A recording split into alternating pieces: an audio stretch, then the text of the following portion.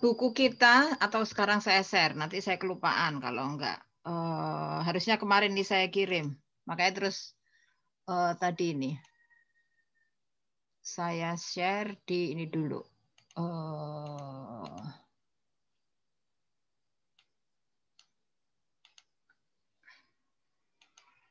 Kelas ini dokumen S2.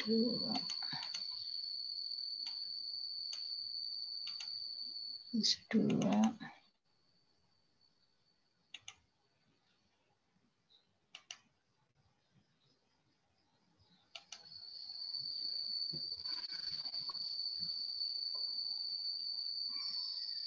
Oke.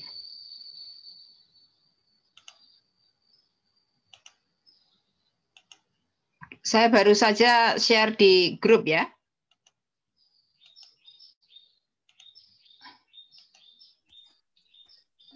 Baik, Bu Titi. Ya. Jadi kita membahas ini, kita membahas bab ini, buku ini sebenarnya ini Abhof ya? Ya, Abhof ya. Ya, Abhof yang 92 itu. Abhof, kalau ada punya yang buku versi satu lagi, tapi saya nggak berhasil menemukan. Kalau buku fotokopiannya sebenarnya ada, tapi menurut saya nggak enak aja melihat fotokopian. Kalau Pak Fendi, siapa tahu nemu, Pak? Iya, nanti saya cari, Bu. Soalnya yang ini kemarin waktu yang mata kuliah Prof. Marjo itu saya pakai ini soalnya kan kebetulan presentasi tentang kelembagaan begini-begini. Oh, ya udah. Berarti nanti Pak Fendi boleh sharing lah. Ini memang kami yang punya apa ya? Ya biasanya para pemerhati pembangunan khususnya di pedesaan itu akan membaca Abhof ini. Saya sempat korespondensi di itu tuh di research case-nya atau edu itunya akademik edu ya. Saya tanya masih punya nggak buku ini? Wah udah nggak punya, itu buku zaman lampau gitu. Tapi saya juga tidak menemukan buku yang bagus untuk menggambarkan local development, local institution selain Abhof gitu. Walaupun dia bilang itu sudah lama, jadi saya juga sudah nggak punya filenya gitu. Jadi hari ini kita memang ini aja, paling tidak membuka pikiran kita, mengidentifikasi, karena kita akan membicarakan kepemimpinan dan komunikasi organisasi. Sementara sebenarnya organisasi yang kita maksud itu akan lebih kuat di yang kita sebut sebagai kelembagaan. Dan di sini kelembagaan lokal itu menjadi penting karena kita punya kepentingan untuk membicarakan komunikasi pembangunan yang partisipatori.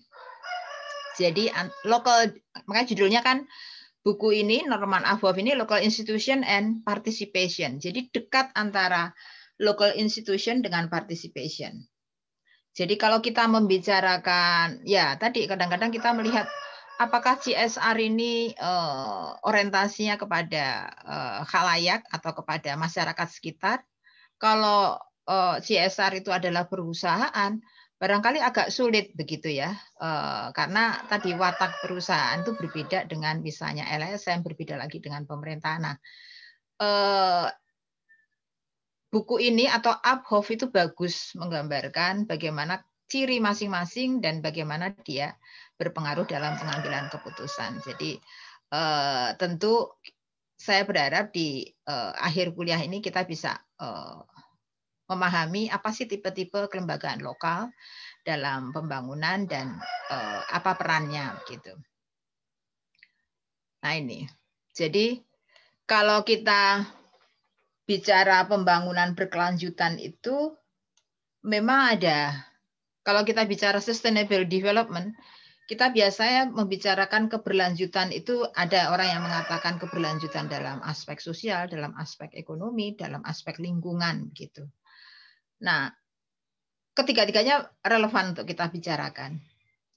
Jadi kalau kita bicara kelembagaan lokal, itu memang harus sudah kita bayangkan itu adalah yang sederhana aja adalah organisasi-organisasi yang ada di masyarakat dan di level lokal. Nanti kita bicarakan yang disebut level lokal itu di mana begitu ya. Lokal itu penting karena tadi karena dia bersifat terorganisir, biasanya kelembagaan-kelembagaan lokal itu juga punya kemampuan mobilisasi sumber daya di tingkat lokal. Sederhananya aja, sekarang kan sedang digaungkan infak ya, gerakan infak ya, bukan satu lagi apa namanya? Wakaf. Wakaf ya, wakaf. Nah kita lihat wakaf itu basisnya itu sangat basis dalam pengertian dasar-dasarnya itu sampai di level lokal. Dia punya link, terutama basisnya awalnya adalah lokal. Dan itu terasa bagaimana saat ini ketika kita dalam kondisi krisis, itu bisa dijadikan sarana untuk memobilisasi sumber daya, dalam hal ini adalah uang. Itu hanyalah salah satu contoh. Tapi kita bisa biasanya bicarakan kelembagaan lokal kalau di pertanian, kalau pernah dengar Subak, itu kelembagaan pertanian dalam aspek apa? Ada yang tahu? Pengairan di Bali. Pengairan di Bali. Nah, itu kan juga begitu kan? Bagaimana Subak itu adalah kelembagaan lokal yang sangat diterima oleh masyarakat, bagaimana mengatur dalam hal ini adalah sumber daya air tentu. Ya. Nah, itu kelembagaan lokal yang menjadi penting. Dan tadi kelembagaan lokal penting karena tadi di situ sudah menempel tata aturan, tata cara, norma-norma bagaimana mengalokasikan sumber daya. Subak punya aturan-aturan itu, siapa yang harus melakukan apa dan harus apa kontribusinya, itu sudah tertata dengan rapih dan sudah bertahun-tahun hidup, sudah internalize atau sudah diterima oleh masyarakat. Disitulah menjadi penting, menjadi efisien karena orang tidak perlu lagi membacakan ADART begitu. Orang sudah tahu dari hari ke hari dan lain sebagainya bahwa itu ada aturan mainnya. Sehingga dikatakan itu paling efisien dan berbasis pengetahuan spesifik lokal. Kenapa ini pembagian airnya seperti ini? Kenapa urutannya yang bagian mana dan lain sebagainya?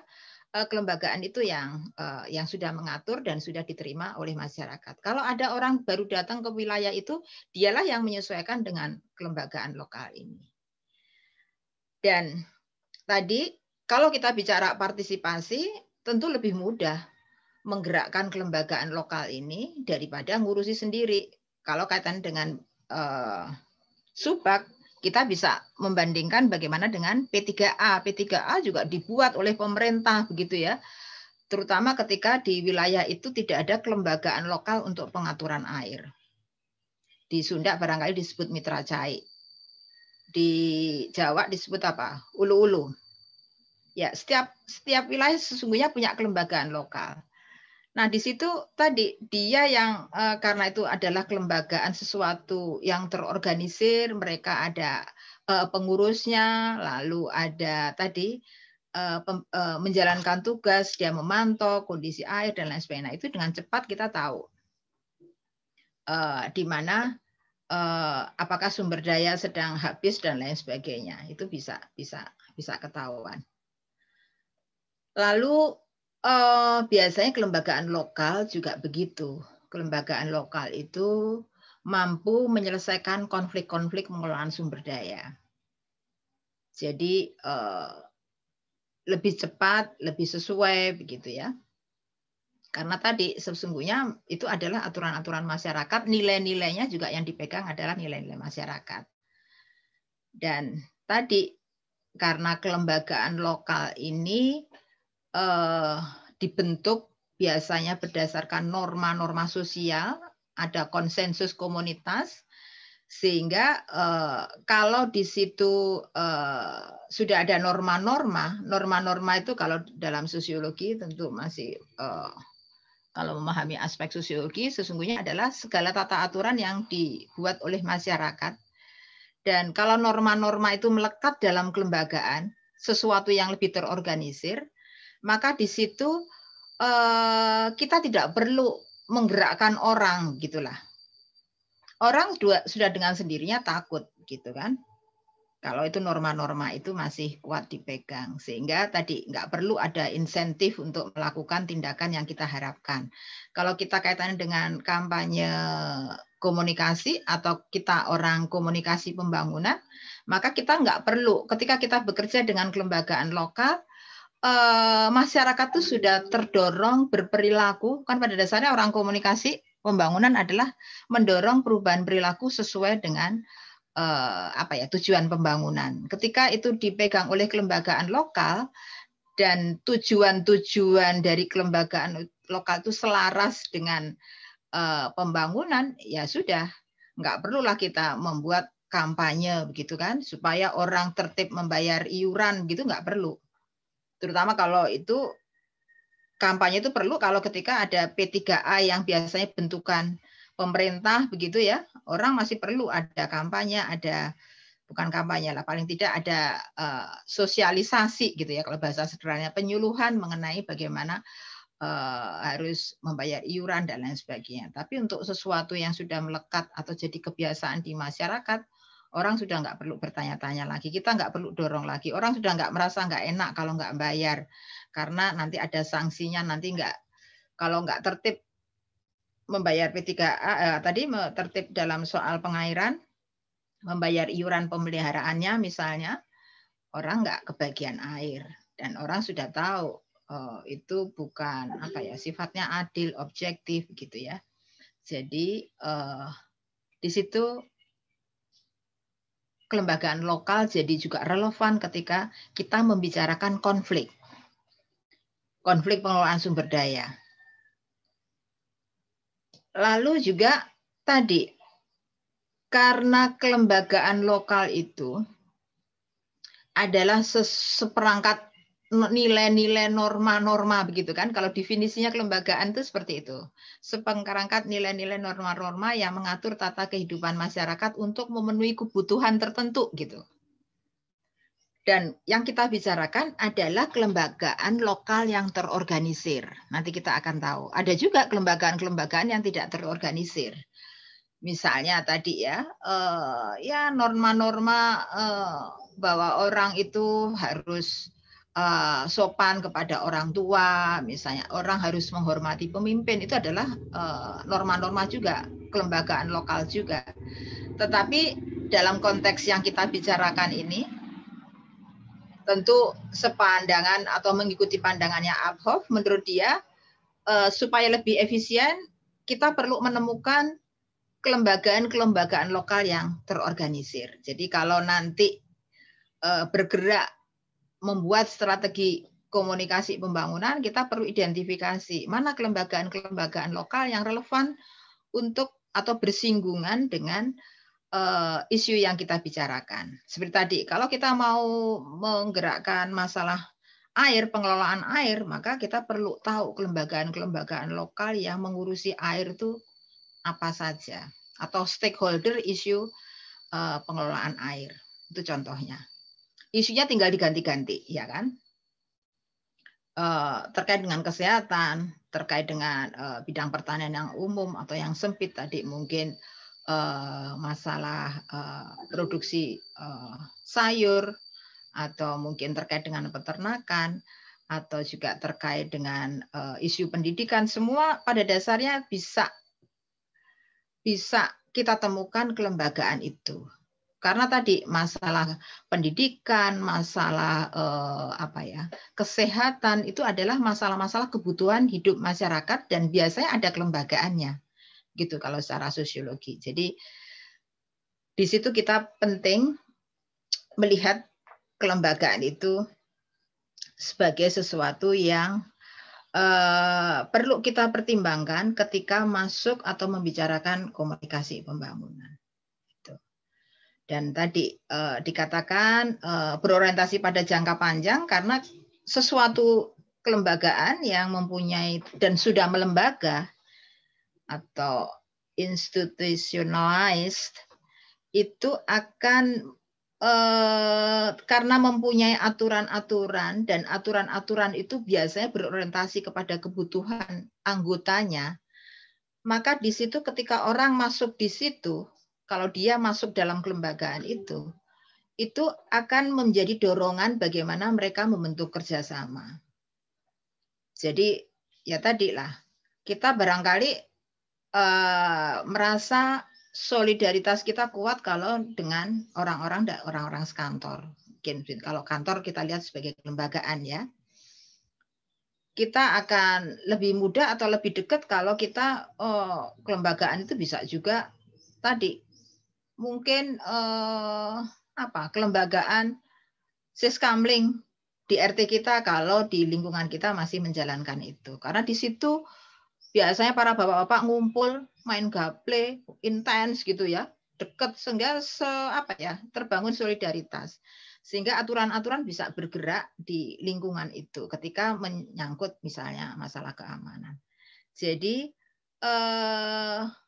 disinilah jadi pentingnya karena ada unsur solidaritas, unsur acuan-acuan aturan sehingga tadi tidak perlu upaya-upaya kampanye pembangunan yang lebih terlalu banyak menggunakan dana, tenaga karena kelembagaan yang sifatnya natural tadi yang memang ada dalam masyarakat itu pada dasarnya sudah menjalankan fungsi itu.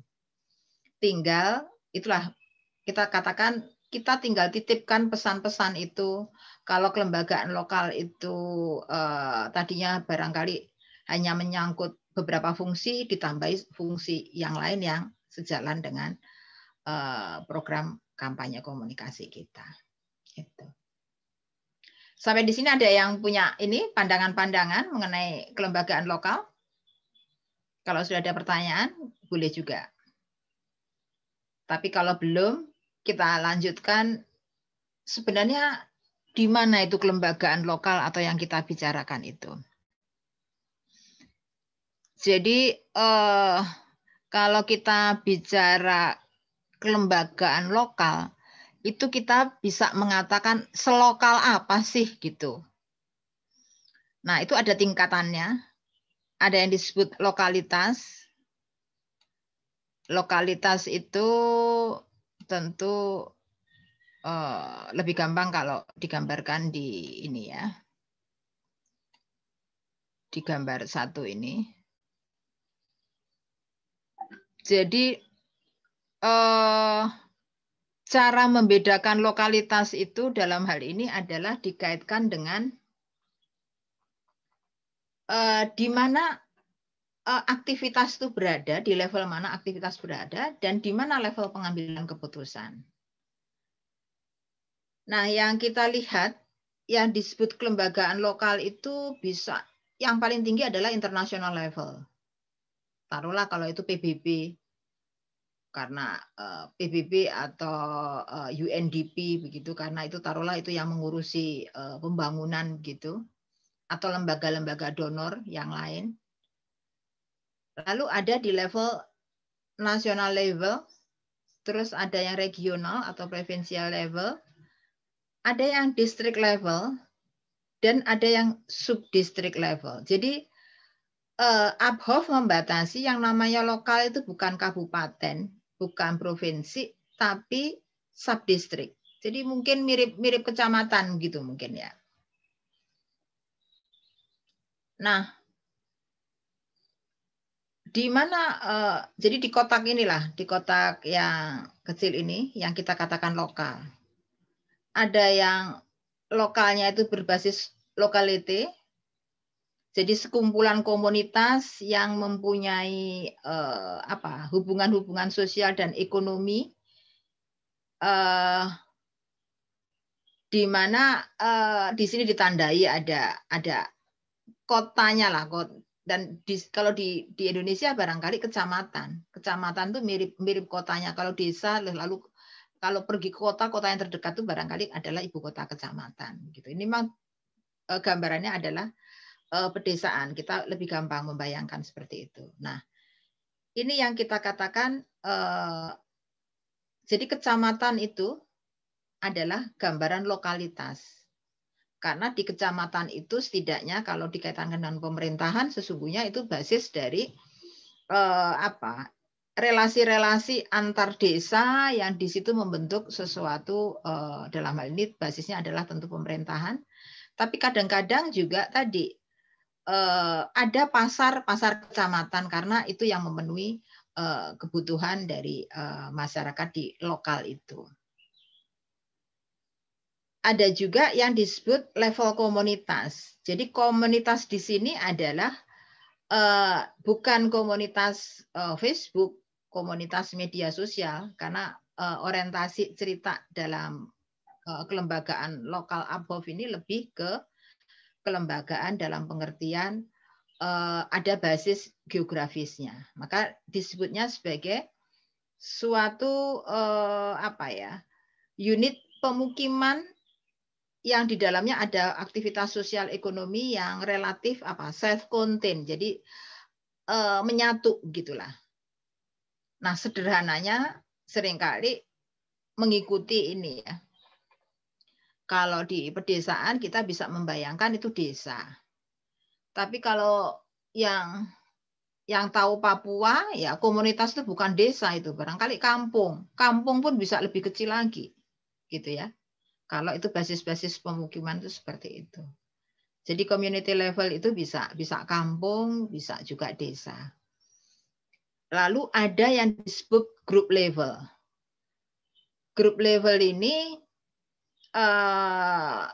lebih kecil lagi, memang tadi didasari oleh tadi dia masih sekelompok orang juga, tetapi sekelompok orang ini ya bisa kita katakan sebagai kelompok sosial lah, yang memiliki kesamaan di dalam kepentingan-kepentingan, dan itu bisa basisnya adalah ketetanggaan. Kalau ketetanggaan barangkali dulu ada istilah dasawisma begitu ya. Ketetanggaan satuannya 10 rumah begitu ya. Bisa juga barangkali kita gambarkan dengan RT ya, rukun tetangga begitu. Bisa juga grup ini adalah basisnya adalah pekerjaan. Orang yang pekerjaan sama begitu ya. Sekelompok orang yang barangkali dia sama-sama buruh bangunan gitu. Kalau ada proyek itu langsung mereka sepakat itu berangkat gitu. Dan itu biasanya bisa juga kelompok umur, Karang Taruna mungkin ya. Misalnya karena ada basisnya anak-anak muda. Kelompok-kelompok wanita kalau basisnya gender, kelompok-kelompok etnik. Biasanya ada paguyuban. Kalau di luar akan terasa tuh. Kalau misalnya orang-orang Jawa yang di Sumatera barangkali punya paguyuban yang mengikat etniknya, identitas etniknya. Nah, itu kita katakan group level. Atau yang lain. Jadi pendeknya yang disebut lokal itu adalah di bawah atau kecamatan ke bawah, di bawah kabupaten, dan itu di bawah kabupaten itu yang paling tingginya adalah kecamatan sampai level kelompok. Kalau level di bawah kelompok ada rumah tangga. Nah, itu bukan kelembagaan. Kita tidak katakan itu sebagai kelembagaan. Bawahnya lagi ada individu. Itu bukan kelembagaan lokal. Jadi kelembagaan itu di sini ya, group level, community level, locality level. Itu.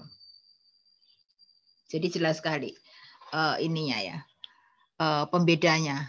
Jadi kita lihat kalau di individual level dia nggak punya lah tata aturan ya, namanya juga individu, aturannya aturan-aturan pribadi.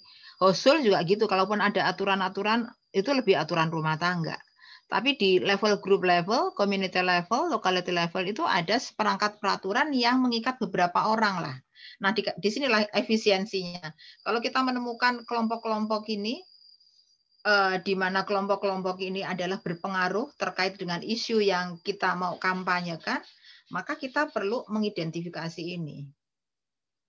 di grup levelnya ada kelompok-kelompok apa yang terkait dengan pengelolaan air misalnya. Tadi kalau terkait dengan sumber daya ya. Di level komunitas siapa ini yang menangani? Di level kecamatan siapa yang menangani? Nah, di situ baru kita pelajari apakah kelembagaan itu masih efektif gitu ya. Kadang-kadang kan kita menemukan kalau di desa terutama, kayaknya ada banyak kalau yang biasa ke lapangan ke desa lalu membuka monografi desanya gitu kan. Banyak organisasinya, tapi didatangi nggak ada. Itu cuma tercatat namanya aja. Nah, kita tidak membicarakan yang sekedar nama itu, tapi yang efektif bekerja atau aktif gitu ya, kelembagaan-kelembagaan lokal yang aktif. Itu baru kita punya makna menjadikan kelembagaan-kelembagaan ini sebagai apa ya? Sebagai agen pembangunan atau sebagai mitra kita di dalam melakukan kampanye komunikasi. Kalau nanti kita melakukan kampanye komunikasi atau komunikasi pembangunan, kita bisa memanfaatkan kelembagaan-kelembagaan lokal ini. Oke. Yang berikutnya,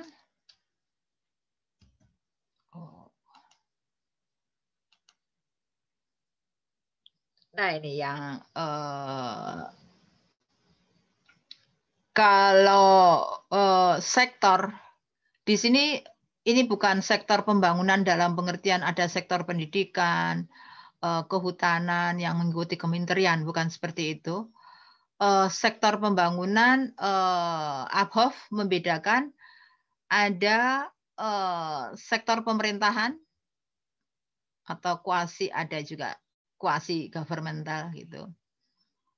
Ada yang sektor-sektor partisipatori atau di dalamnya dia beri ini collective action. Satu lagi adalah privat, swasta atau quasi privat. Jadi sektor-sektor ini, kelembagaan-kelembagaan lokal ini bisa kita temukan di dalam masyarakat. Jadi ada yang kalau tadi di level-levelnya tadi kita bisa lihat ada yang levelnya di internasional, nasional, regional, distrik, subdistrik. Nah, kalau concern kita adalah yang subdistrik, ini kita bisa melihat bahwa di sini contohnya adalah kantor pemerintahan kecamatan gitulah. Atau pemerintah kecamatan itu masuk di sini di subdistrik ini. Lalu kalau yang partisipatori itu dasarnya kelembagaan-kelembagaan itu di dalamnya ada anggota-anggotanya, basisnya adalah keanggotaan dan dia bisa kita beri contoh di dalamnya contohnya adalah koperasi. Koperasi itu termasuk sektor yang partisipatori atau collective action, termasuk kelompok ini. Dan levelnya bisa jadi di level kecamatan. Tapi bisa juga levelnya di bawah itu. Swasta barangkali kalau ada bisnis-bisnis di tingkat kecamatan begitu, bisa masuk di sini. Kalau ada rumah sakit, itu sebenarnya kelembagaan apa saja yang ada di level kecamatan yang dikelola oleh swasta. Gitu. Oke. Nah, kalau di lokality tadi itu kita ya ini kalau kita bayangkan itu adalah di pertanian itu contohnya adalah siapa? Apa Pak Heri? Kalau di lokality di level kecamatan apa? BPP masuk situ enggak ya? Itu. Ya, mungkin masuk kah Pak Heri? Kalau extension office di level kecamatan apa? BPP mungkin ya?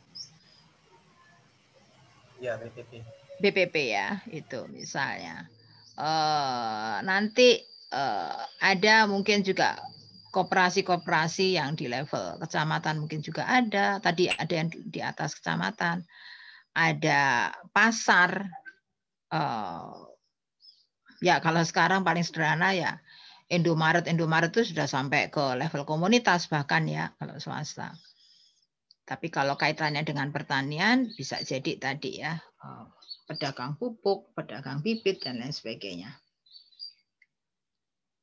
Nah ini di komunitas itu ada extension worker, tadi ada penyuluh. Ada penyuluh itu bisa dalam arti luas, tidak hanya penyuluh pertanian, tapi juga penyuluh KB, PLKB, kadang-kadang dinas sosial juga punya, begitu ya. Jadi ada di level komunitas tuh tadi pemerintah di level komunitas bekerja itu ada sampai ke situ. Lalu di komunitas bisa juga ada tadi ya hubungan-hubungan tadi misalnya asosiasi, kalau bukan asosiasi lah, perkumpulan orang tua murid itu juga bisa. Koperasi-koperasi di desa atau usaha-usaha ya biasanya koperasi itu yang biasanya ditemukan ya. Atau juga CSO. Kalau di swastanya itu yang berurusan dengan tadi ya warung-warung desa dan lain sebagainya. Sementara di level kelompok itu digambarkan tadi ya, kasta itu rupanya dianggap kelompok di level itu. Ini panchayat ini di India ya, lingkungan ketetanggaan dan lain sebagainya. Ini kelompok-kelompok simpan pinjam kalau di kelompok-kelompok ini ya. Kalau yang untuk collective action-nya itu seperti itu. Ada kelompok-kelompok simpan pinjam, ada kelompok-kelompok PKK, ada kelompok-kelompok arisan ya. Kalau yang tradisional di Indonesia seperti itu cerminannya. Kelompok-kelompok pengajian itu umumnya mereka ada di situ. Sementara swastanya bisa UKM-UKM di level desa itu bisa memainkan. Jadi ini yang kita bicarakan. Yang sedang kita bicarakan, objek yang akan kita dalami atau kita pelajari di dalam semester ini, kalau membicarakan organisasi, mainkan di ini sebaiknya begitu ya, di kelembagaan lokal ini, walaupun juga bisa kalau di atasnya. Kalau tidak dibatasi lokal, pada dasarnya kalau kita berbicara organisasi, kita berbicara tadi organisasi yang relevan dengan pembangunan. Kalau orientasi kita adalah untuk partisipatori atau partisipasi, maka kita perlu menguatkan kelembagaan lokal itu. Kelembagaan-kelembagaan yang tinggi itu biasanya dibicarakan dalam aspek politik misalnya ya. Tapi kalau ini itu erat kaitannya dengan pengelolaan sumber daya, erat kaitannya dengan kesejahteraan masyarakat, maka kita mainkan di sini. Jadi kalau melihat penelitiannya orang-orang komunikasi pembangunan terkait dengan kelompok tani, itu karena sedang membicarakan tadi grup-grup pembangunan ini. Kalau ada yang membicarakan koperasi, pada dasarnya seperti ini. Tadi bimbingan saya yang meneliti BUMDes. BUMDes termasuk tadi ya, termasuk kombinasi dia. Dia tidak sepenuhnya profit, tapi juga ada unsur voluntary-nya, ada unsur sosialnya. Jadi dia punya posisi yang unik. Itu ada BUMDes. Jadi ini yang kita bicarakan. Kita juga boleh membahas BPP sebagai organisasi ya, komunikasi organisasinya. Jadi ini artinya kajian-kajian yang basisnya adalah kelembagaan atau organisasi. Kalau biasanya melihatnya unsur individu, mungkin kelompok tani tapi dilihatnya individu, bukan sebagai entitas kelompok, itu barangkali kajiannya memang lebih, kalaupun kajian kelompok, kelompoknya lebih individu. Nah, kita boleh mengkaji yang levelnya di organisasi atau di kelembagaan. Jadi kalau kita membicarakan kepemimpinan, mau nggak mau ya, kepemimpinan itu tidak hanya bicara pemimpin satu orang, tapi bagaimana pengaruh pemimpin itu, pengaruh satu orang ini terhadap orang lain dalam konteks suatu pencapaian tujuan. Sehingga levelnya menjadi level yang organisasi, begitulah kajiannya.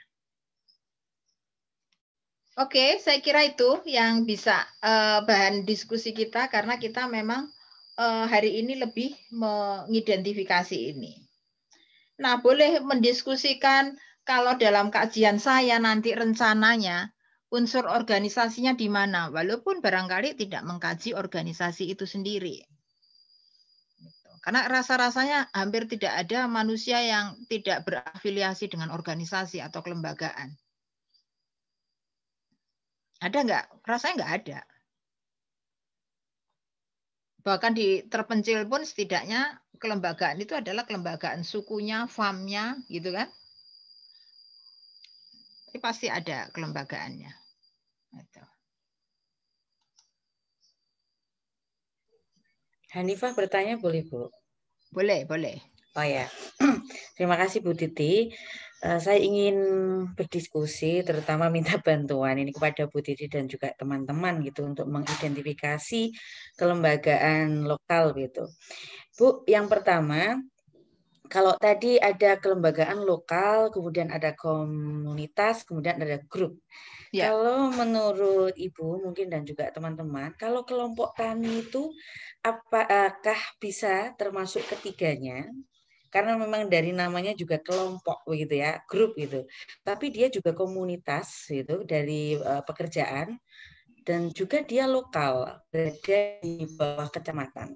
Apakah boleh menyebutkan kelompok tani itu menjadi 3 hal itu? Jadi lokal, community dan juga grup. Itu yang pertama. Kemudian yang kedua, Bu, saya menemukan di Temanggung itu terkait disertasi nanti saya, Ibu. Jadi ada lembagaan yang sangat penting keberadaannya, namanya Masyarakat Perlindungan Indikasi Geografis, KOPI.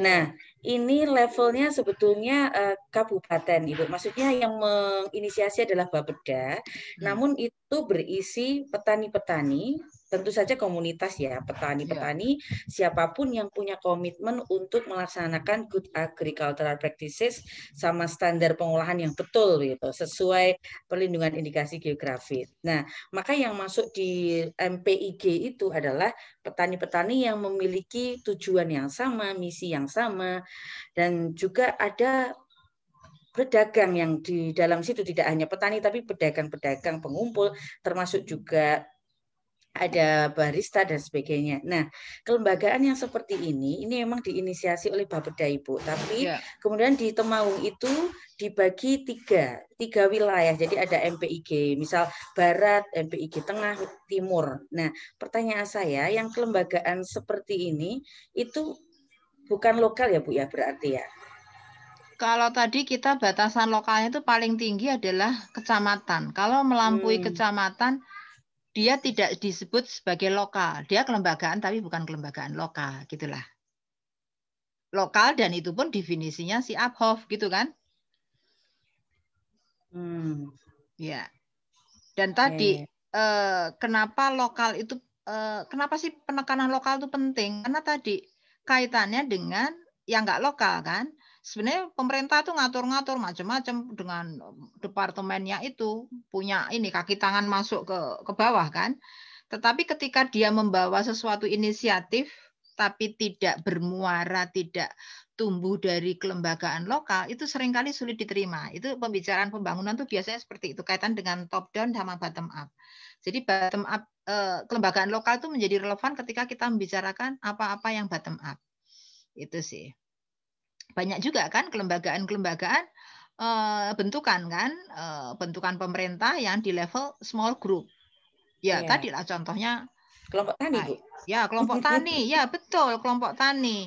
Nah, itu kan tantangannya kan kita selalu kalau membicarakan kelompok tani atau kelompok-kelompok bentukan pemerintah itu kan kaitan dengan sustainability-nya. Keberlanjutannya tadi kan. Habis dibentuk karena ada proyek atau dibentuk karena udah ada bantuan, habis itu udah nggak jalan. Karena tadi dia kan terbentuknya aja barangkali biasanya buru-buru ya. Kecuali kalau ada sesuatu program yang umumnya program itu tidak memberi tempat membangun kelembagaan, kecuali barangkali LSM. Itu dia LSM artinya itu agak longgar begitu loh. Jadi kadang-kadang membangun kelembagaan itu seperti buru-buru. Yang penting sudah terdaftar anggotanya siapa-siapa, nanti ditunjuk ketuanya, jadilah itu kelembagaan. Jadi sebenarnya kaitannya mengapa kita membicarakan kelembagaan lokal itu kaitannya dengan partisipasi dan tadi kaitannya dengan kesinambungan, sustainability-nya dari pengorganisasian itu. Itu sih Bu Hanifah. Iya, saya masih ada yang mengganjal begini Bu. Ya. MPIG itu memang diinisiasi Bapeda misalnya. Ya. Tetapi akhirnya yang mau bergabung itu memang petani kopi yang memang komit ingin GAP dan standar pengolahannya pas gitu. Nah, maka itu seperti komunitas itu berangkat dari keinginan sendiri yang berbeda dengan kelompok tani yang dibentuk oleh pemerintah. Nah, maksudnya itu apakah MPIG itu tidak bisa dibentuk kelembagaan lokal meskipun berasal dari petani-petani berasal dari beberapa kecamatan, 11 kecamatan atau 20 kecamatan di Kabupaten Temanggung begitu, Bu. Apakah betul lokal itu kalau menurut Abhof itu memang karena geografis gitu, bukan karena kalau komunitas lebih ke maksud tujuan mimpi yang sama gitu. Gimana, Bu? Ya. Jadi sebenarnya lebih ini sih. Lebih soal pengambilan keputusannya juga. Sama ininya. Relasinya. Tadi kan digambarkan sebagai kelembagaan itu sifat mengaturnya itu. Jadi makin lokal itu harapannya makin kuat tapi basisnya adalah biasanya basisnya budaya. Karena basisnya adalah terutama adalah face to face. Tatap muka, interaksi-interaksinya. Jadi tapi tadi sebenarnya kita juga tahu ya setelah kita membicarakan begini nggak sesederhana itu, atau kita bisa katakan bahwa kelembagaan yang ada itu kita bisa bahas misalnya sejauh mana tata aturannya itu lembaga, bisa kita bicarakan seperti itu. Kita juga bisa artinya lembaga itu begini, bisa jadi inisiatifnya adalah dari pemerintah. Tapi kan nggak semua juga yang bentukan pemerintah itu lalu nggak berkesinambungan. Banyak juga yang berkesinambungan dan itu karena di dalamnya itu terbangun tadi kelembagaan akhirnya. Dan barangkali ada inisiatif-inisiatif dari masyarakat itu membuat aturan-aturan yang barangkali sudah nggak persis dari arahan inisiatornya. Bisa seperti itu sih, Bu. Jadi kalau sebagai kajian tadi, kita barangkali nggak harus kepikiran harus dimasukkan sebagai lokal. Yang penting kelembagaan itu karena dia organisasi kan, dia haruslah masih bisa menjalankan fungsi keorganisasiannya. Sama aja lah kita kalau membicarakan banyak organisasi-organisasi yang di atas di atas kecamatan, level-level yang dibentuk itu nggak jalan kan? Atau cuma ternyata hanya dimiliki beberapa orang begitu. Ada namanya sih, gede gitu ya. Koperasi apa tapi isinya apa gitu, bodong gitu kan, itu bisa. Jadi kita sebenarnya concern kita adalah sejauh mana kelembagaan yang kita kaji ini mampu menjadi penggerak atau pendinamis untuk menjalankan pembangunan. Sebenarnya kata kuncinya di sana sih. Gitu. Jadi kalau sudah ada lembaga yang dibentuk oleh pemerintah, tapi di dalam perjalanan dia pasti tumbuh lah. Dalam perjalanan lalu dia memberi makna sendiri. Karena biasanya begini, saya kalau mengamati terutama kelompok yang dulu saya S2, tesis saya itu mengenai kelompok usaha bersama. Dan itu dinas sosial pengentasan kemiskinan. Itu memang benar pemerintah membentuk itu kelompok-kelompok usaha, kelompok-kelompok itu fakir miskin itu lebih karena disatukan orang-orang kelompok-kelompok itu orang-orang yang dinilai miskin lalu dikelompokkan, lalu dia kalau pesan dari pemerintah adalah pesannya adalah mengelola suatu usaha usahanya macam-macam. Kalau di pertanian kadang-kadang mengelola atau beternak domba begitu ya. Nah itu seringkali menimbulkan masalah. Menimbulkan masalah karena tadi pemerintah maunya itu mereka berkelompok.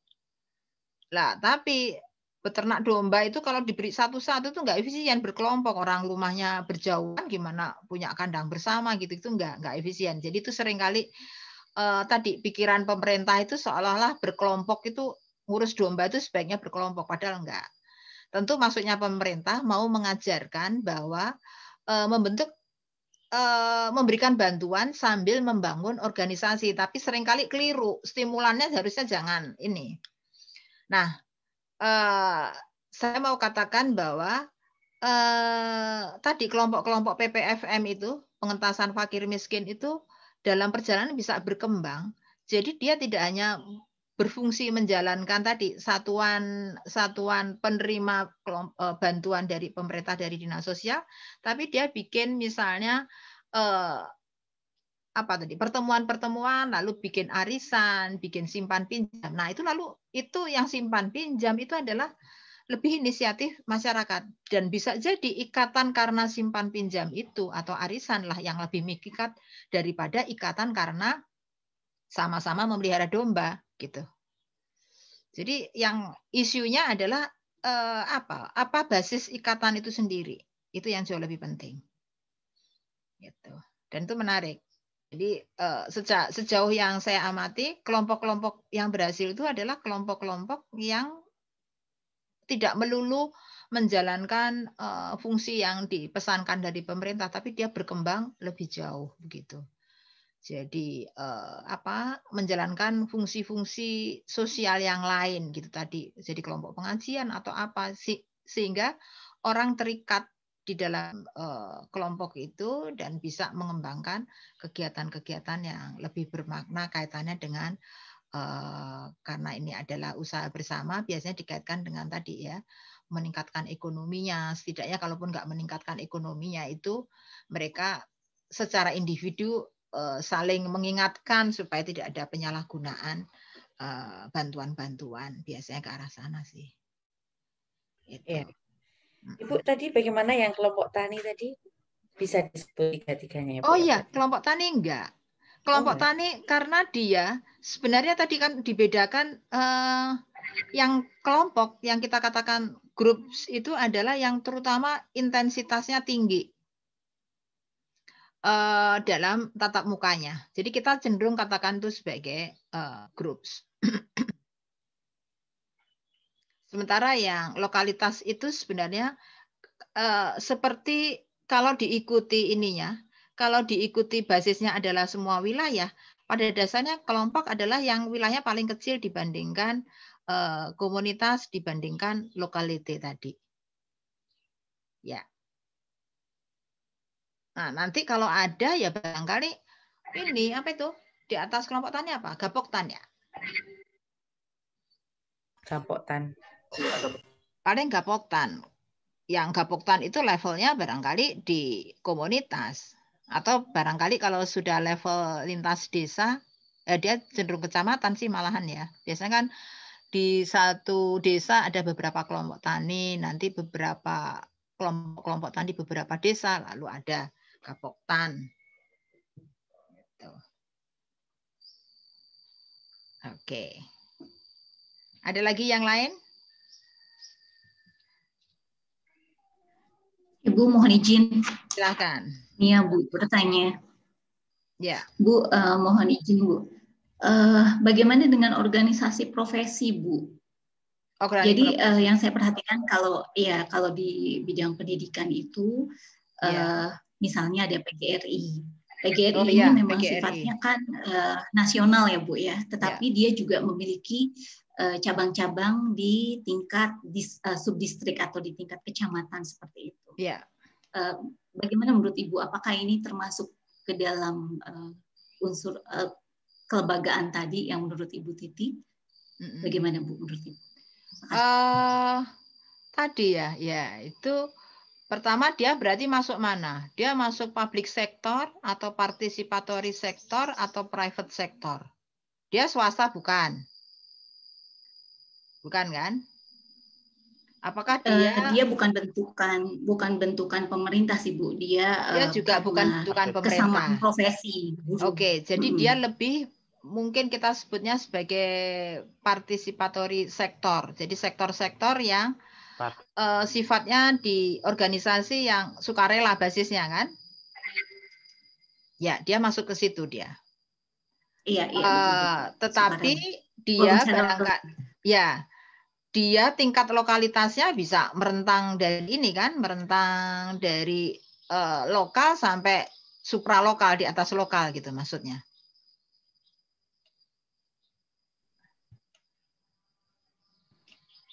Jadi dan lebih mendalam lagi mereka juga di dalamnya itu ada juga KKG, membentuk KKG juga. KKG itu apa? Dinas Pendidikan setempat, kelompok kerja guru. Oh iya betul. Dia bikin KKG itu sifatnya menetap, maksud saya organisasi yang sangat terstruktur, sangat permanen atau semacam kepanitiaan atau apa?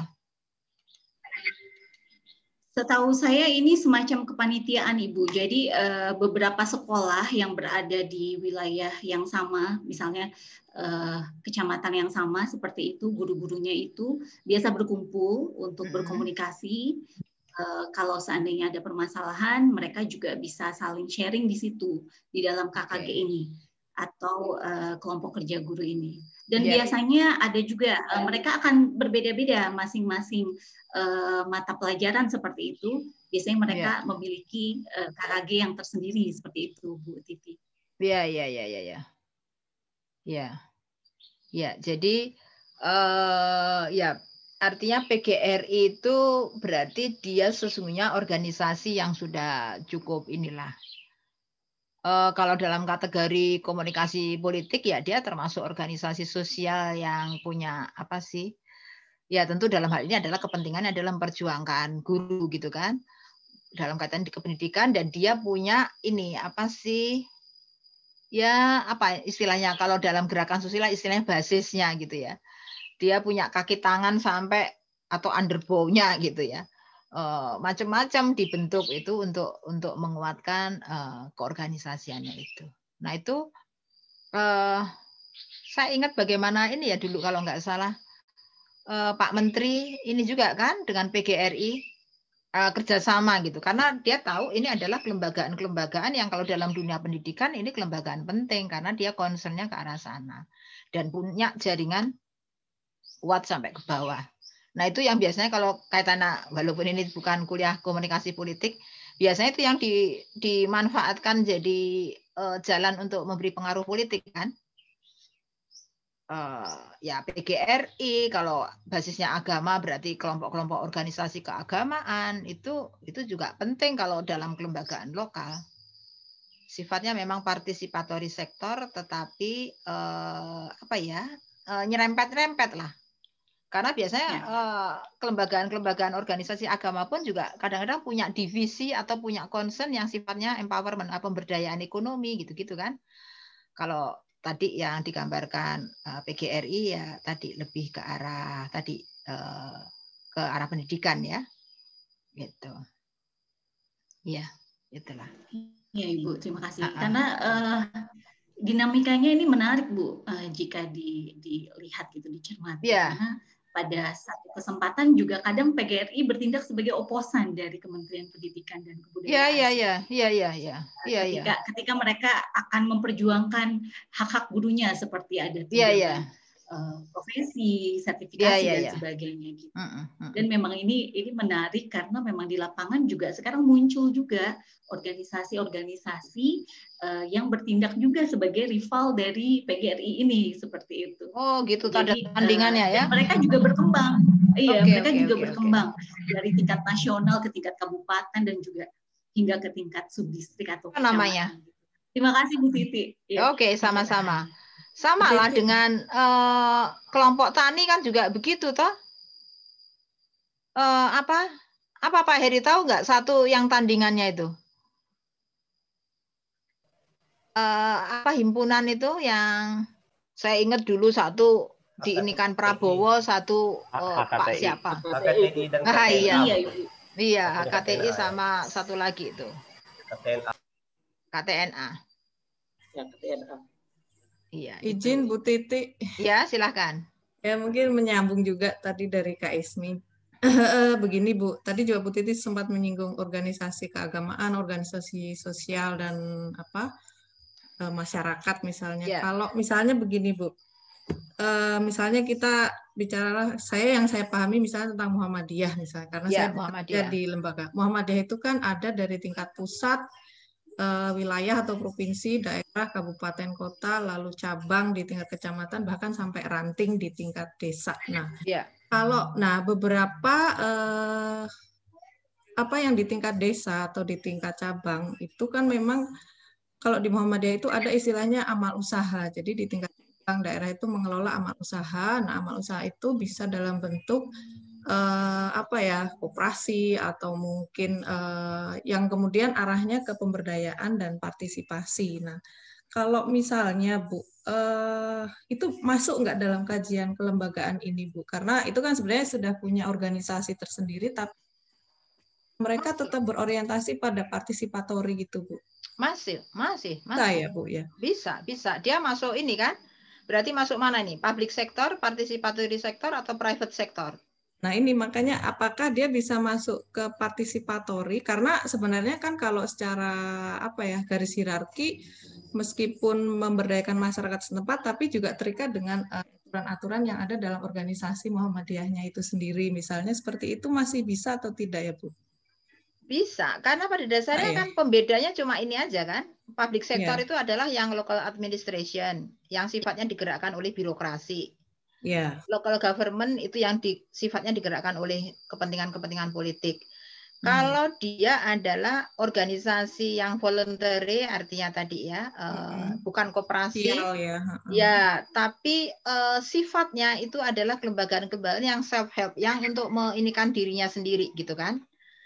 Nah, itu kita bisa katakan participatory sektor. Tetapi kita jadi sebenarnya tadi ini kan adalah gambaran itu maka dia lebihnya menyatakan sebagai continuum. Continuum itu adalah sesuatu yang nggak bisa dibedakan clear cut gitu. Misalnya, apakah Muhammadiyah itu lebih participatory sektor atau lebih ada unsur politikalnya?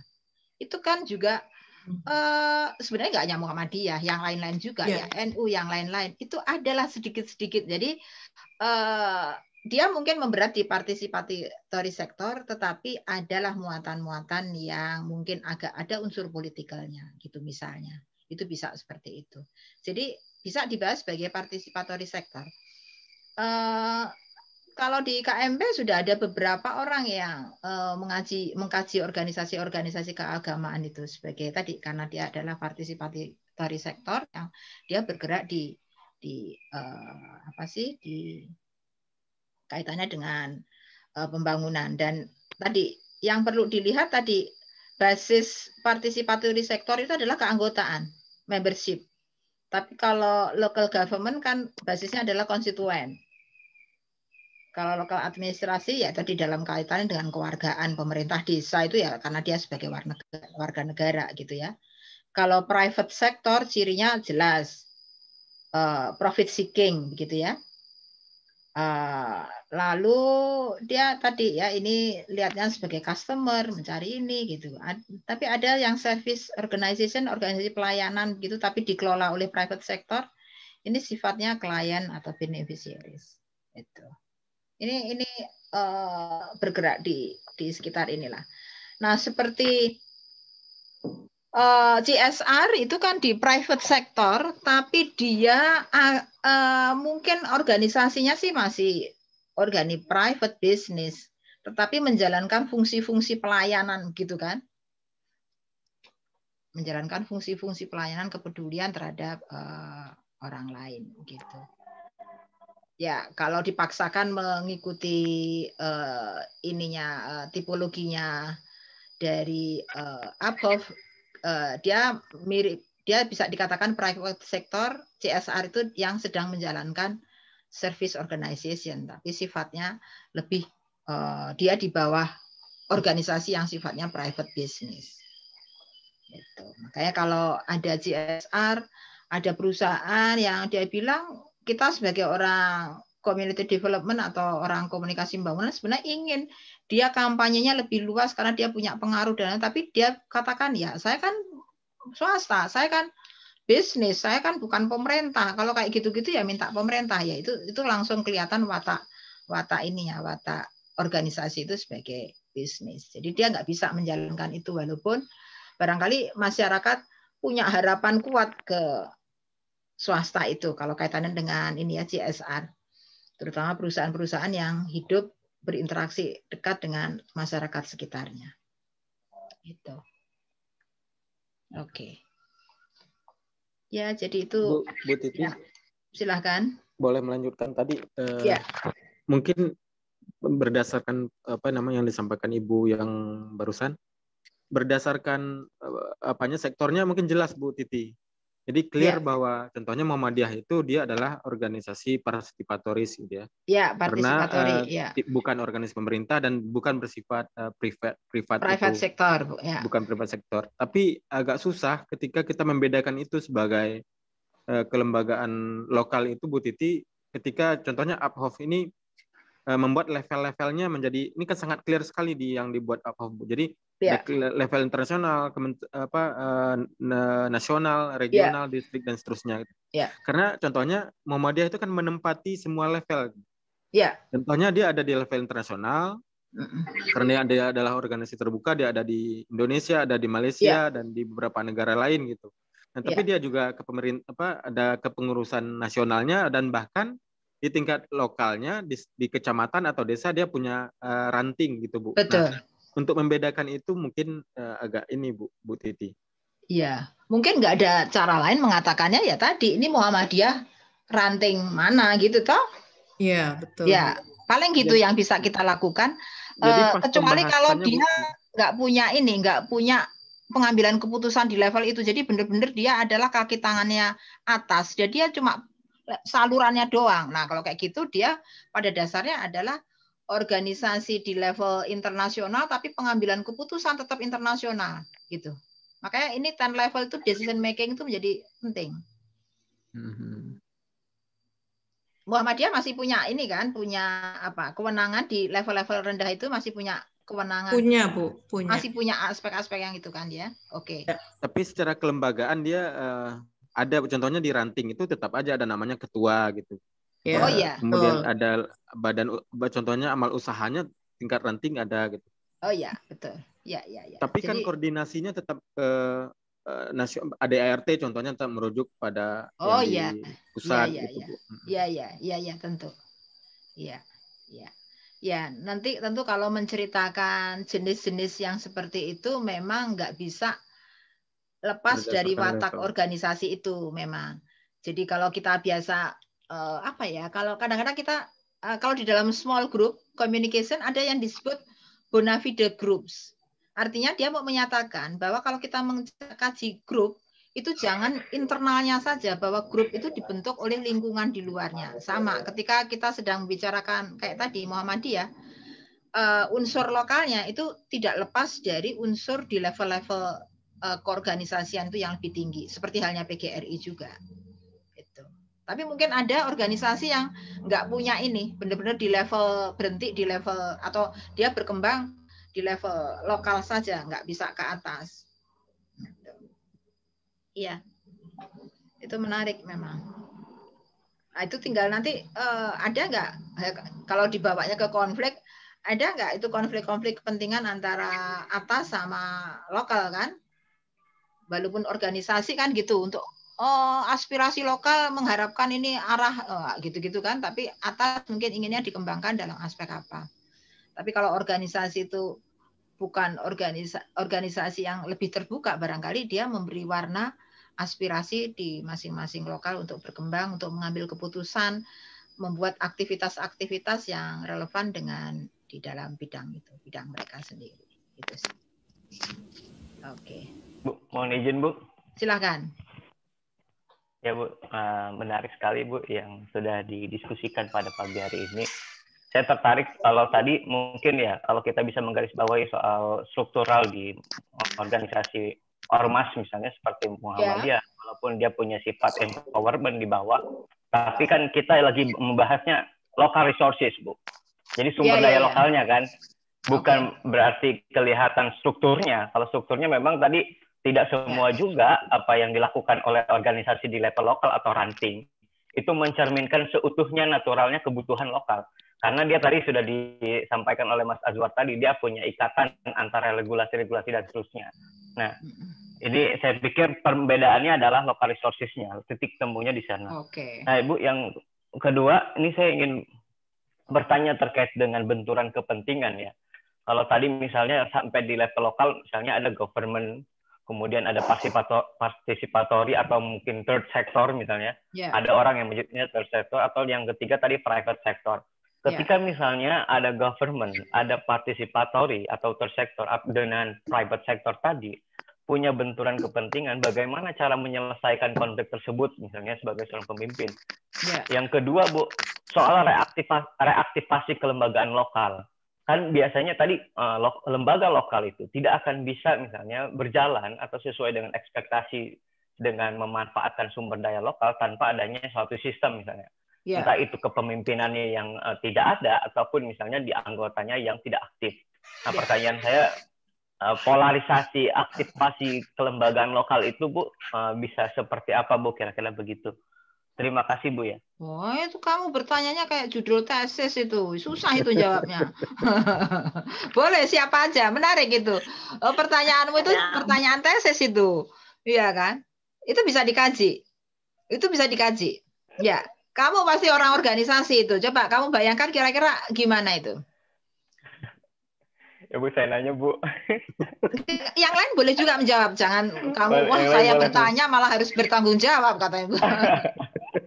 Ya. Ampun Bu. Ampun. Itu yang menariknya kan di situ menariknya. Menariknya itu tadi seringkali nggak sesimpel apa ya. Ketika digambarkan, diidentifikasi ya punya ciri-ciri, tapi di dalam prakteknya itu benturan-benturan, konflik-konflik itu muncul bisa karena tadi organisasi itu tentu nanti kalau di ininya kan bisa dikaji. Kalau dalam konteks organisasi bisa dimunculkan tadi kan bagaimana sih organisasi ini menyelesaikan konfliknya begitu. Dan ciri kelembagaan itu biasanya memang tadi biasanya di buku above yang sebelumnya, yang di sini saya tidak menemukan, itu digambarkan fungsi kelembagaan lokal itu adalah tadi selain pengambilan keputusan juga ada mobilisasi sumber daya, satu lagi adalah fungsi komunikasi, terus satu lagi apa ya? Manajemen konflik. Jadi 4 itu. Ketika dia bisa, itu ideal kan, ideal sekali. Ketika dia bisa menjalankan itu, maka dia bisa berfungsi betul di dalam konteks pembangunan. Tadi kalau fungsi komunikasinya ya berarti tadi itu sangat komunikasi pembangunan sekali. Ketika kelembagaan lokal itu bisa membangun, kalau tadi kita visinya barangkali punya misi tadi, kalau dia adalah participatory sektor, yang jelas namanya saja, kalau dia namanya itu sangat pembangunan, tapi bisa jadi budayanya tidak terbentuk betul participatory. Gitu. Jadi termasuk tadi benturan-benturan itu bagaimana organisasi itu atau kelembagaan itu bisa memanage masalah-masalah tadi. Jadi cerita proses pengambilan keputusan itu lalu ada range-nya dari sangat otoriter sampai participatory gitu kan. Ada negosiasi, seringkali juga nggak sesimpel itu. Tadi ada ragam-ragam negosiasi dan lain sebagainya. Itu sih. Jadi gimana, Mas Adam? Kamu apa? Tesismu mau apa? Saya soal jaringan komunikasi pembangunan Wali Kota Cilegon, Bu, dalam merealisasikan janji kampanye 2020. Oke. Nah, nanti jaringannya tapi itu, saya melihat ya, kepemimpinan, tapi nanti ini ya, jangan sangat politik. Jadi politik yang dikaitkan dengan pembangunan ya. Bukan. Oh, gitu ya, Bu ya. Iya, jangan sangat politik banget maksudnya. Kan ada gimana? 3 garis besarnya, dia punya 3 program soal kesehatan, pendidikan, dan lapangan pekerjaan. Nah, tiga itu kira-kira yang saya sorot, bagaimana dia mengubah komunikasi kepemimpinannya dengan kebijakan yang ditelurkan sesuai dengan janjinya gitu, kira-kira begitu. Merealisasikan hal-hal yang tersebut. Nah, jaringannya itu mulai dari misalnya shifting dari tim saya lupa, tim transisi, kemudian juga ke Bapeda dan seterusnya. Itu saya pengen lihat jaringan komunikasi itu seperti apa sehingga itu bisa tertular kebijakannya di masyarakat, kira-kira begitu. Iya. Itu sih Bu rencananya, baru rencana Bu. Sip, menantang. Ini berkaitan juga siapa dengan ini Bu. Pembimbingmu siapa? Bu Retno sama Pak Amir Bu. Oke. Bisa, Bu Retno bisa membimbing. Maksud saya itu mungkin bisa jadi nggak berhenti di jaringan. Jaringan barangkali titik masuk. Jaringan itu sebenarnya lebih ke metode penelitian lah, lebih ke metodenya, lebih sebagai metode. Bisa diungkap lebih banyak dari sekedar jaringan saja, maksud saya gitu. Ya nanti pasti kalau dibimbing Bu Retno akan mendapat arahan yang tadi menarik gitu. Oke. Ya, terima kasih Bu. Ya. Pantas pertanyaannya konflik-konflik pada politis gitu. Izin bertanya Bu. Ya. Eri Bu. Ya, gimana Pak Eri? Dari literatur yang saya baca Bu, menurut Pak Sayuti itu ada perbedaan antara kelembagaan lokal dan organisasi Bu. Oke, ya, kalau bagus. Kalau menurut beliau kan kelembagaan lokal itu lebih cenderung tradisional, sedangkan organisasi sendiri lebih modern. Nah, kalau menurut Ibu seperti apa? Kemudian yang kedua terkait kelembagaan lokal pertanian yang ada di desa atau kecamatan, kalau sekarang kan banyak muncul komunitas petani cabai, jahe dan lain sebagainya Bu. Nah, apakah itu juga termasuk kelembagaan lokal, sedangkan posisi mereka berada di beda kecamatan atau berbeda domisili seperti itu Bu? Terima kasih Bu. Ya, menarik.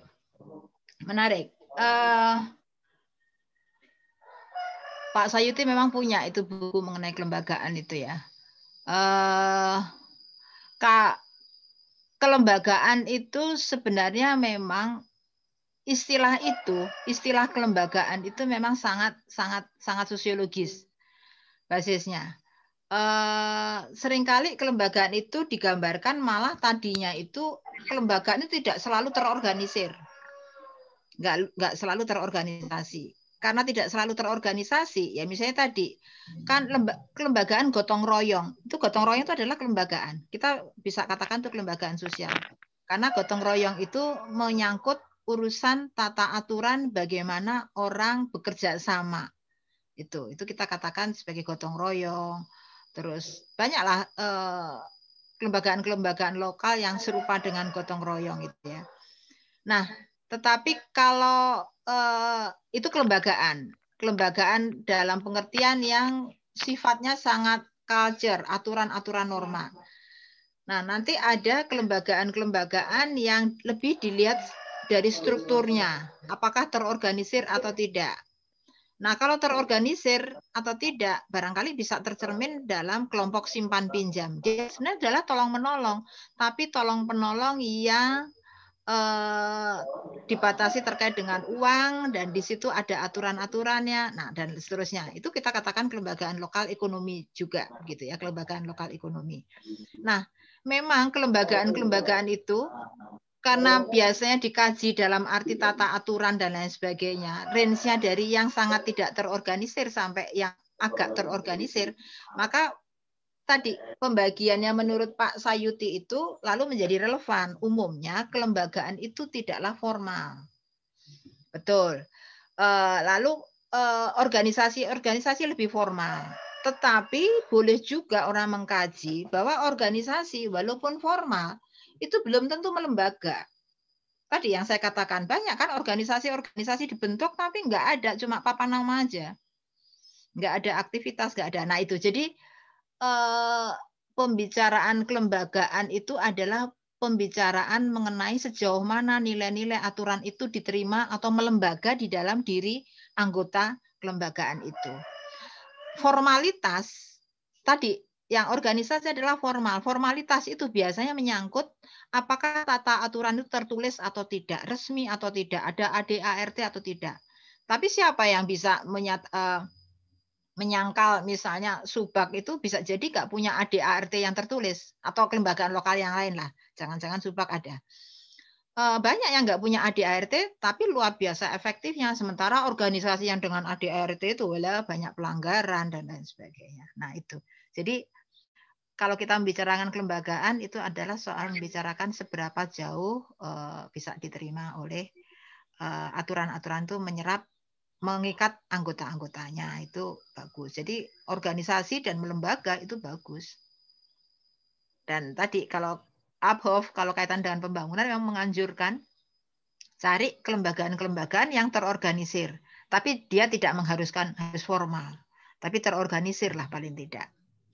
Karena kalau terorganisir kan jelas ini ada orangnya, ada penanggung jawabnya, sehingga kalau itu mau dijadikan sebagai mitra dalam kaitannya dengan pembangunan kan jelas ininya apa sih, siapa yang melakukan apa. Jadi pembagian tugasnya atau memobilisasinya itu lebih jelas. Tapi kalau kita bayangkan di sini ada kelembagaan gotong royong, terus gimana ya, siapapun boleh pokoknya asal kan, jadi nggak terstruktur kan. Kita sulit ini kalau mau kerjasama sama siapa ini gitu. Kita cenderung mencari itu. Oke, baguslah Pak Heri. Ada lagi? Bu, ya. Tanya Bu. Terima kasih ya. Jadi mungkin saya berbagi sedikit pengalaman saya begitu ya Bu ya. Iya ya. Kalau bisa di-share sama teman-teman. Begini, kalau kita memang dari tadi tuh agak pembicaraan masalah lembaga tuh, jadi harus kita belajar dulu gitu, maksudnya belajar dulu kelembagaan kan begitu Bu. Jadi karena ada beberapa pengertian, makanya teman-teman kadang bingung ini, makanya ada istilahnya tadi banyak teman yang dibahas itu lembaga yang tidak melembaga yang seperti Ibu bilang tadi kan. Iya. Kita jelaskan seperti itu. Jadi memang tergantung kita sudut pandang kita bagaimana membahas si kelembagaan tadi, karena kalau pengertian kelembagaan secara sosiologi memang tidak kalau Kuncono Ningrat memang mengartikan dua, ada lembaga itu adalah organisasi atau wadah, ada juga yang memang aturan main gitu, karena memang banyak yang mengartikan itu sebagai aturan main sebenarnya kelembagaan itu. Makanya ada istilah tadi lembaga yang tidak melembaga, lembaga bentukan pemerintah biasanya memang ada yang sama seperti dengan tadi. Bagaimana melembagakan organisasi atau lembaga-lembaga yang tingkatnya nasional bisa ke sampai lokal. Nah itu melembagakan, istilahnya menyampaikan itu agar bisa diterima oleh tingkat yang paling rendah begitu. Jadi itu istilahnya melembagakan yang top down menjadi bisa diterima oleh masyarakat. Memang nanti di situ akan berkembang terus bagaimana akhirnya memasukkan unsur-unsur lokal yang ada di mana lembaga itu dilembagakan begitu. Ya. Mungkin itu di bukunya Pak Sayuti juga memang dijelaskan begitu. Oke. Terus yang jadi permasalahan juga sekarang itu memang banyak kelembagaan yang tradisional begitu ya, yang lokal benar-benar dari masyarakat itu memang banyak yang hilang begitu Bu. Banyak yang sudah tidak, yang dulunya ada eksis begitu, sekarang dengan perkembangan zaman gitu ya ke arah modern begitu, kadang ada campur tangan pemerintah juga, kadang-kadang memang saya meskipun orang pemerintah begitu ya, memang gimana pun juga bendera saya ada bendera pemerintah kan Bu begitu. Tetapi memang kalau di lapangan memang kadang-kadang memang begitu terjadi, yang sudah ada lokal terus dibentuk pemerintah malah jadi acak-adul begitu. Iya. Jadi tidak bisa bentukan pemerintah itu kadang tidak serta-merta bisa diterima oleh masyarakat gitu. Salah satu contohnya misalkan ada saya pernah meneliti karena memang meneliti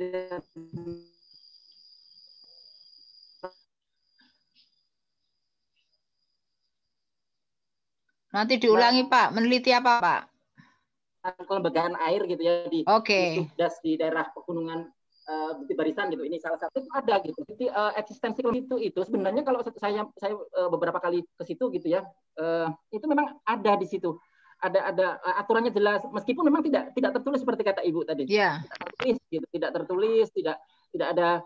Tapi kalau ditanya ke orang-orang di situ tahu semuanya itu, bahwa bagaimana membuka tanggam, bagaimana dia harus membuka air, nanti bayarannya si mantri air itu air ya, itu berapa, Tuan Aye itu berapa, begitu sudah ada.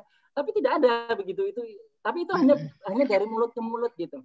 Tetapi setelah saya kaji beberapa, itu hanya terjadi di daerah-daerah yang masih belum dekat dengan pusat lebih kota begitu. Kalau lebih dekat ke pinggir jalan raya, itu malah yang begitu sudah hilang begitu. Jadi begitulah dinamika bahwa memang kelembagaan yang bersifat lokal tadi memang sebaiknya menurut saya begitu ya, pemerintah itu menguatkan begitu Bu. Jangan membuat kelembagaan baru. Ada juga kelembagaan pengaturan air itu bentukan pemerintah gitu. Tetapi malah tidak melembaga di situ. Di tempat yang sama P3A. Begitu. Ya benar P3A. Itu malah dari tahun berapa gitu ya itu dijelaskan. Tapi karena dia sifatnya nasional begitu. Nah, itu tidak bisa diterima oleh masyarakat. Malah masyarakat masih pakai yang aturan-aturan lama yang sebenarnya tidak tertulis itu. Mungkin itu saja. Tapi kalau sebenarnya ini bisa didikan begitu. Bagaimana masyarakat kelembagaan yang sudah ada sebaiknya itu begitu. Jadi tidak perlu harus yang baru begitu. Mungkin itu ada lagi juga kalau di daerah di bagian kebakaran begitu ada juga masyarakat peduli api, masyarakat komunitas kelompok tani peduli. Ya jadi banyak itu lembaga-lembaga pemerintah yang memang tidak melembaga, akhirnya tidak bisa di masyarakat, malah justru menimbulkan konflik di masyarakat karena itu ada yang ikut, kenapa saya enggak ya begitu itu sangat ya permasalahan luar biasa ini membahas tentang kelembagaan ini. Mungkin itu aja bukannya. Terima kasih. Ya, menarik. Itu kondisi lapangan tuh seperti itu. Tentu menarik dipertanyakan bagaimana mekanisme tadi itu kan mekanisme proyek. Ada kegiatan itu step-stepnya kan memang biasanya stepnya adalah membentuk organisasi begitu ya, bukan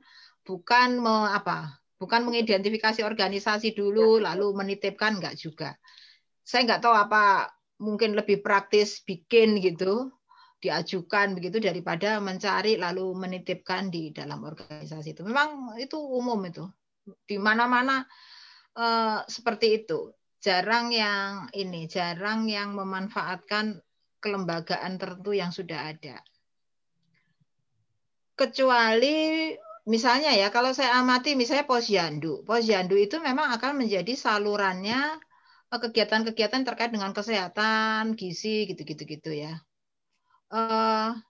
Nanti pertanian punya kelompok lagi, gitu kan. Padahal misalnya kelompok wanita tani. Jadi memang kepentingan-kepentingan itu seringkali menyekat-nyekat sedemikian rupa sih. Gitu. Dan ketika ada program baru, ya sebenarnya kalau P3A sih kita membayangkan harusnya P3A sama kelompok tani itu harusnya dekat. Jadi kalau jadi satu gitu mungkin juga lebih baik. Nah biasanya sih sebenarnya yang melakukan pengintegrasian itu ya di bawah, ya kan, di bawah yang akhirnya ini.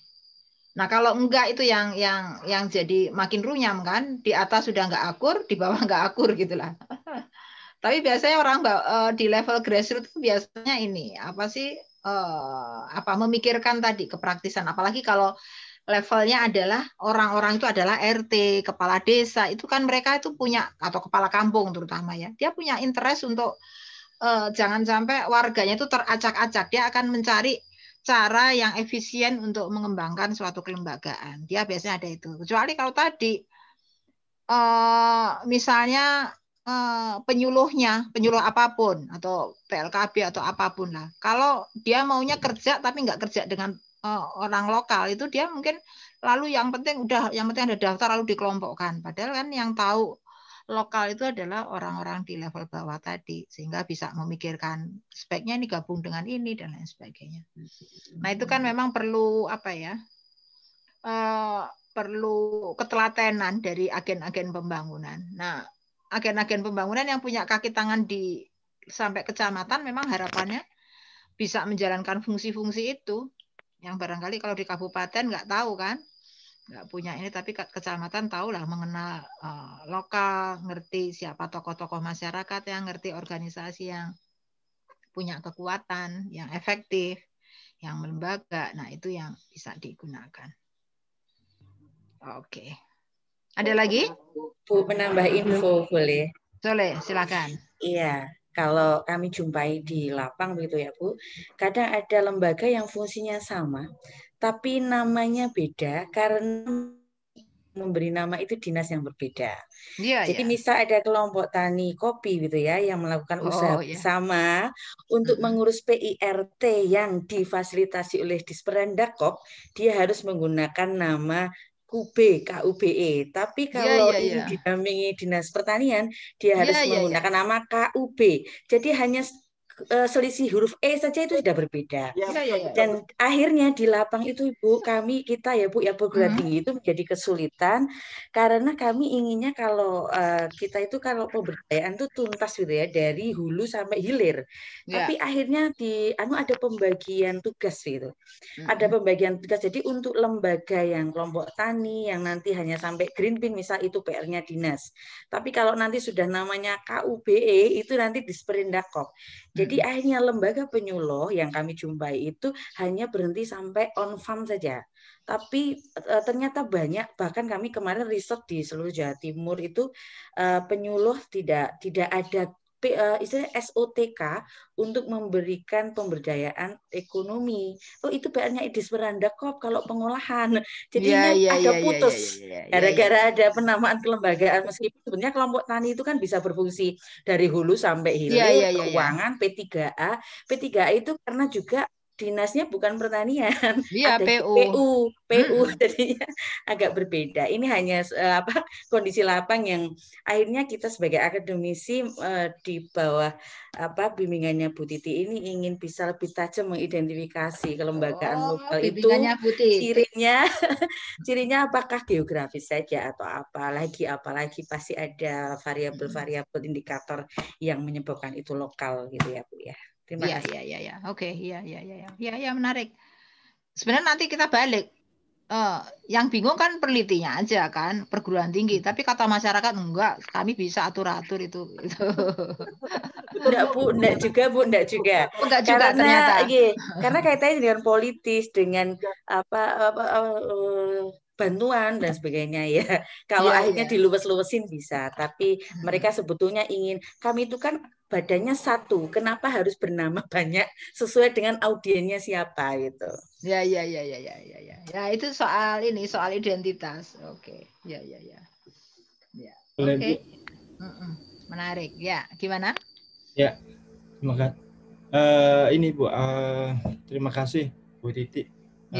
Teman-teman, tadi saya melihat diskusinya dari awal tadi Bu Titi mengawali dengan subak sebenarnya. Saya yang ada ciri-ciri grassroots lokal, mungkin ada soal tradisi, ada soal kepemimpinan yang informal, yang itu saya belum baca Uphoff semuanya ya, tapi kira-kira memang semacam itu. Mungkin dari sisi lokal, dari sisi geografis itu Subak kan lebih dari sekedar melampaui kecamatan ya, di Bali ada di Badung, ada di Ubud dan sebagainya. Tapi dari sisi